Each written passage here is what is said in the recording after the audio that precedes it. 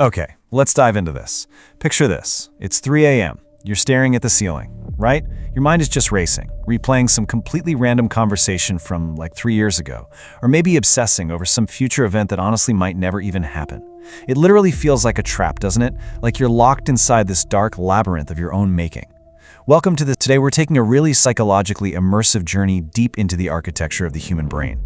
We're going to find out exactly why our minds get trapped in these endless, echoing thought loops. So just consider this for a second. Why can't we stop thinking? I mean, when you're caught in this relentless cycle of rumination, it's so easy to just feel broken, like we're glitching. We naturally wonder if this overthinking thing is just some weird error in our biological programming, like a leftover evolutionary misfire. But what if it's not? What if this total inability to turn off our thoughts is actually a direct consequence of something much, much deeper? Because the truth is, overthinking isn't a flaw at all. It's literally the price of consciousness. Now, I want to be super clear right from the jump here.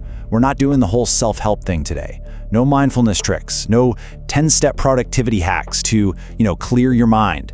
Instead, we're going to use our source material to really explore the clinical and existential realities of the human mind. We're looking at the raw mechanics of why being a conscious creature fundamentally demands a mind that simply refuses to stay quiet. Section 1. The architecture of a loop. To really grasp the paralyzing depths of human overthinking, we have to look at how our nervous system is wired. Think about a basic spinal reflex. It's a pure knee-jerk reaction. Sensory input comes in, immediate motor output goes right back out. You touch a hot stove, your hand pulls back before you even consciously realize, hey, I've been burned. But cognitive reflection? That is a whole different beast. Here, the sensory input doesn't just trigger an action, it loops upward, straight into your prefrontal working memory. The signal gets delayed, it hangs in suspense, getting examined from literally every possible angle before you actually do anything. And this is because, according to neural theories of consciousness, your brain is fundamentally an anticipation machine. It is permanently caught in this cycle of action, prediction, and assessment. The midbrain and frontal areas are just constantly running this continuous loop.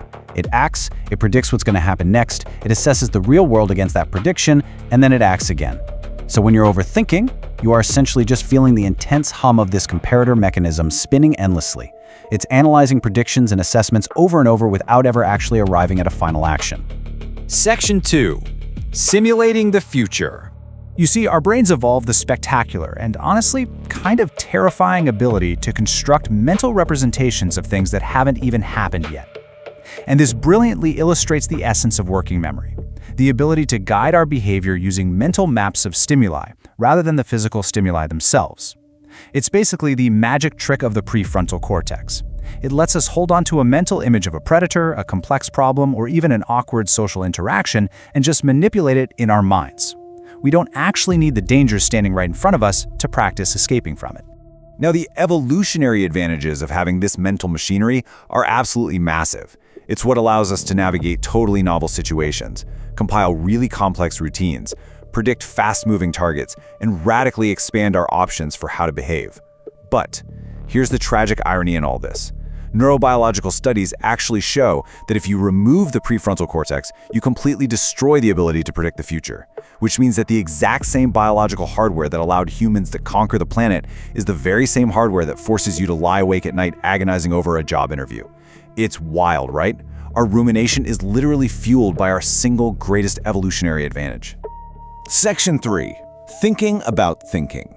Which brings us to this fascinating concept called meta-mentality. This is the state of having mental states that are actually about other mental states. Higher-order theories of consciousness argue that, for humans, having a fear isn't just a basic emotion. Like when a dog is afraid, it just acts afraid, right?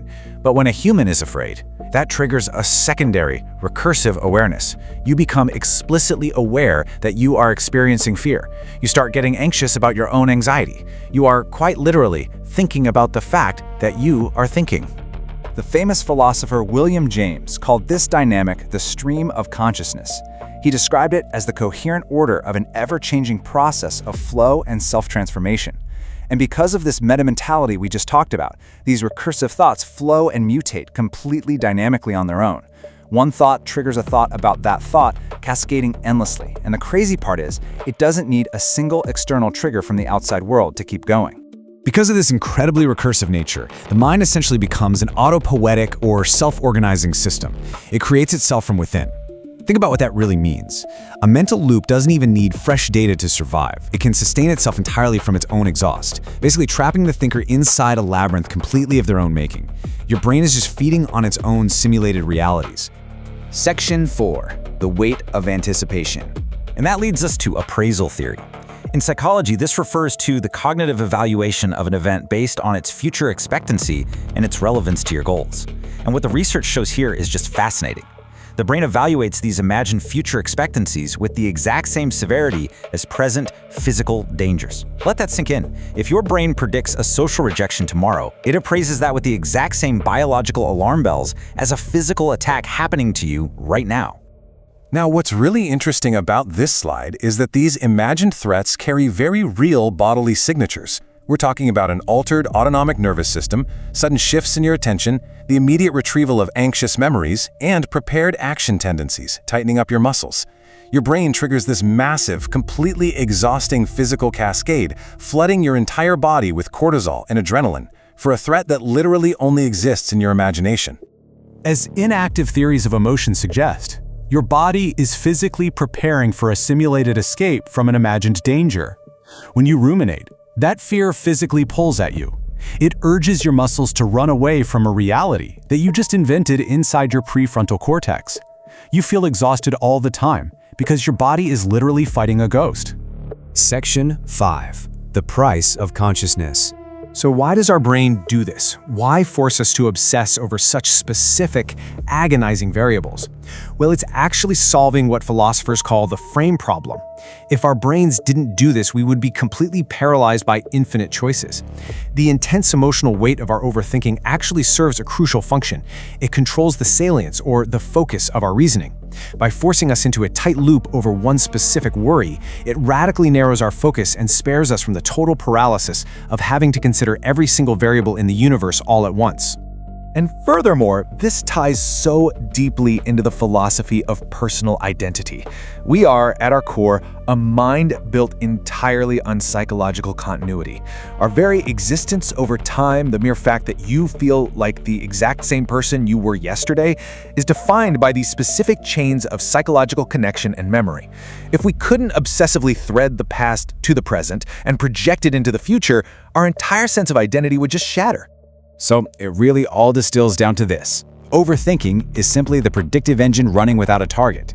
When the magnificent, complex machinery of your prefrontal cortex has no immediate physical threat to resolve, it doesn't just power down and go to sleep.